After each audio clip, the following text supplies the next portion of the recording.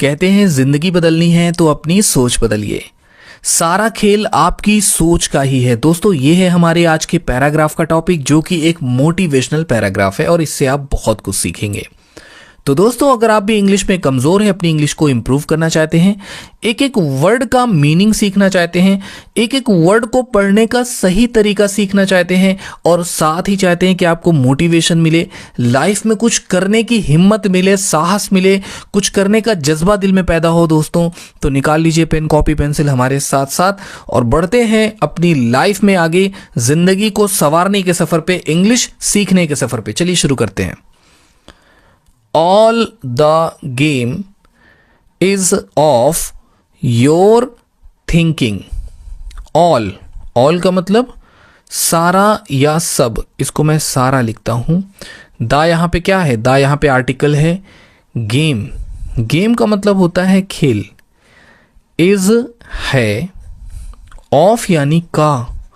Of का मतलब का, की, के। देखिए सहायक क्रिया होती है, हेल्पिंग वर्ब होती है और इसकी मीनिंग क्या है कि सेंटेंस के हिसाब से बदलती, कहीं पे से हो जाती, कहीं पे पर के सेंस में भी ऑफ यूज होता है।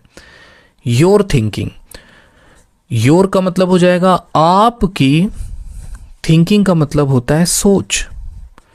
ठीक है, पहली लाइन समझते हैं कि all the game is of your thinking, कि सारा खेल आपकी सोच का है। Because the way you think, because का मतलब होता है क्योंकि। क्या होता है? क्योंकि द वे यानी कि तरीका। ठीक है ना, द वे का मतलब क्या होता है? तरीका। देखिए वे का मतलब रास्ता भी होता है और वे यहां तरीके के लिए इस्तेमाल किया कि द वे यानी जो तरीका, यू थिंक, यू यानी कि आप, थिंक का मतलब होगा सोचना, कि तरीका जिस तरह से आप सोचते हैं decides the way you live. ठीक है ना, डिसाइड्स यानी कि निर्णय लेता। ठीक है ना, डिसाइड्स का मतलब निर्णय लेता, फैसला लेता। तो डिसाइड्स का मतलब क्या होता है? तय करता। इसको यहां पे लिखे, तय करता।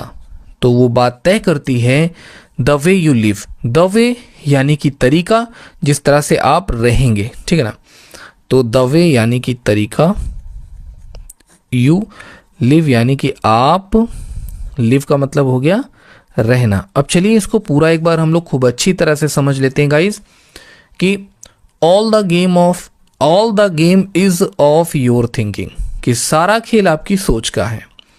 बिकॉज क्योंकि द वे यू थिंक, कि जिस तरह आप सोचते हैं,